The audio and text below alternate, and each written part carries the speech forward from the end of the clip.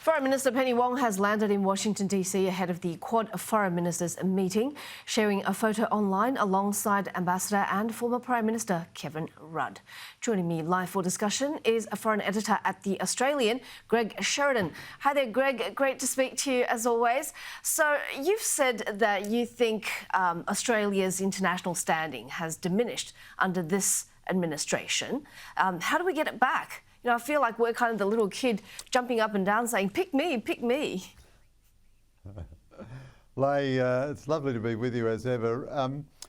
Yes, look, Albanese started off really well in national security and foreign affairs, but he has no real interest in the subject, and it's a government dominated by the senior left-wing ministers, whereas national security was always a preserve of the right within the ALP.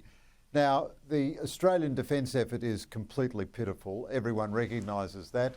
We barely spend 2% of our GDP on defence. The new NATO objective and commitment from everybody is 3.5% plus another 1.5% on defence-related infrastructure. We are a poorly performing economy. Our productivity is in decline, our per capita GDP is in decline. We have one of the least complex economies in the OECD, and we have the smallest share of manufacturing in the OECD. So there's no good story for the government to tell. We're a kind of Saudi Arabia of the South Pacific. You know, we're rich on minerals, and you can make money selling property in Australia, but we have no economic story to tell, no security story to tell. The government has become scared of offending the government in Beijing. So, you know, as my colleague Ben Packham outlines in The Australian today, the last time it made a serious case about the Beijing government's threat to Australian security was in 2023 in Australia. And perversely, it finds it politically beneficial to be distanced from Trump. So we're declining influence with our ally and increasing obedience to our adversary. It's a very peculiar state of affairs for Australia. We heard from Angus Taylor this morning saying that it's easier for Albanese to get a meeting with President Xi, the Chinese president, than with President Trump. Is that fair, though? You know, we are talking about a very different Trump administration compared to the first one. Well, I think it is a fair criticism from Angus Taylor. Joe Hockey made the point a few days ago that we have slipped from being a Tier 1 US ally to a Tier 3 US ally. You know, when the US was going to use force in the Middle East before, we were such an intimate ally that the White House would always privately, secretly and confidentially communicate with Australia and say, look, can you help us bring the Europeans on board, because you're our best buddies and we know you've got a bit of influence with the Europeans. And similarly, in anything they did in Asia, they always talked to us. Now, Donald Trump was elected last November. That's what, 8 months ago. And he's managed to see all kinds of world leaders. He's had many, many meetings with Keir Starmer and Mark Carney and all the Europeans and loads of other people, all the Gulf Arabs. Indeed, it's hard to work out an international leader who hasn't met him. Australia claims to be the most intimate ally of the United States. We're asking them to give us their crown jewels of technology, nuclear submarine technology, and yet Albanese hasn't been able to secure a single meeting with Trump. Now, if it's really not a problem, then Albanese should just go to Washington and have a meeting in the White House. Maybe Albanese is scared that he can't handle a meeting in the White House, that he'll end up like Zelensky, but that's a pitiful position if the Australian Prime Minister is scared that he can't finesse a meeting. More likely, the Americans love Australia. We've got tremendous goodwill, so they don't want to get into a blue with us. But on the other hand, they can see how pathetic our performance is.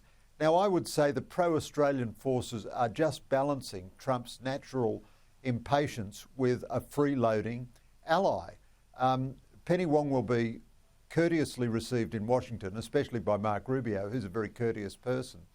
But I think the evidence is absolutely plain that we are now way, way, way below the level of intimacy and influence in Washington which we had under previous governments. Do you think if Joe Hockey was still ambassador and playing golf with Trump that things might be different?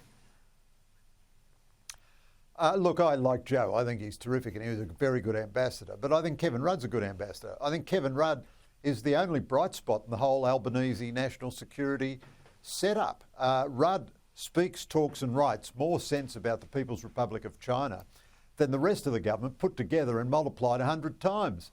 I don't think the problem is with Rudd. The problem is one of substance. The Albanese government won't make a hard choice about defence. So it says everything. It says we're in the most dangerous strategic circumstances since World War II.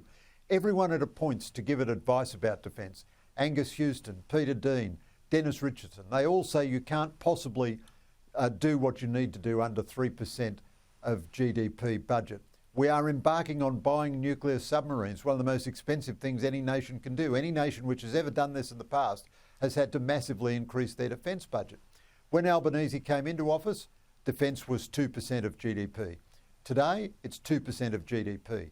Albanese, who has no interest in this matter beyond, reading his briefing notes, simply won't make a decision to take defence seriously. And I think psychologically he's like the Afghan government before the fall of Kabul. He just thinks the Americans will always be there and the Americans will always win. And if they're not there, there's nothing we can do in our own interests anyway. I think that's a terrible view for an Australian government to have. But that's you've got to kind of reverse engineer to work out the Albanese government's view on defence, because what it's doing, its actions don't match to its rhetoric, and it is a deep Is it disagreement philosophical about policy. or practical? That the sticking point about defence? Is it about, whether we want to deter, whether we want regional stability or homeland defence, or is it more practical? Like, do we have enough supply? Is it sustainable? Do we have, enough personnel? Well, I think it's both, Leigh. I mean, so it is true that no country spends its money on defence more inefficiently than we do. And an argument from Treasury types is always, look what a mess defence makes of all its spending. Why would you give it any more money? But that reflects very poor political leadership.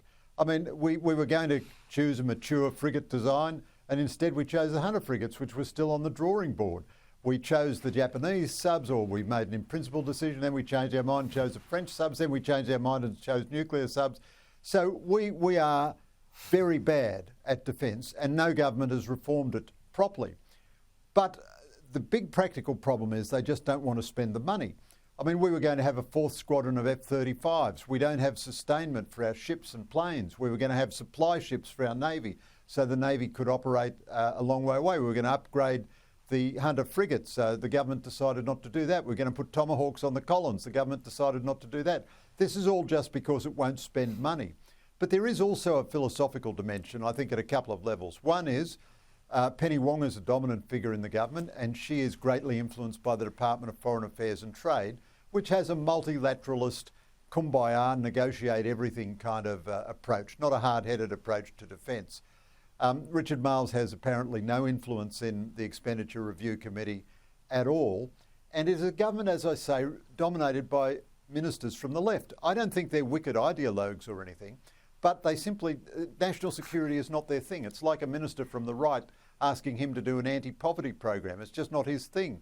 And Albanese and Wong and the other left-wing ministers who dominate the government, they've never given defence a serious thought in their lives, and they're not willing to prioritise it now. And then on top of all that, they just look at China and say it's too big anyway. If it has a blue with us, we'll never win, which is a terrible defeatist.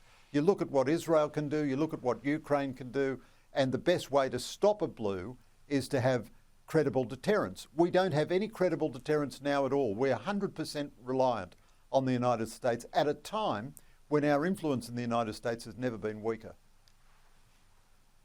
Thank you so much. Great talking to you as always.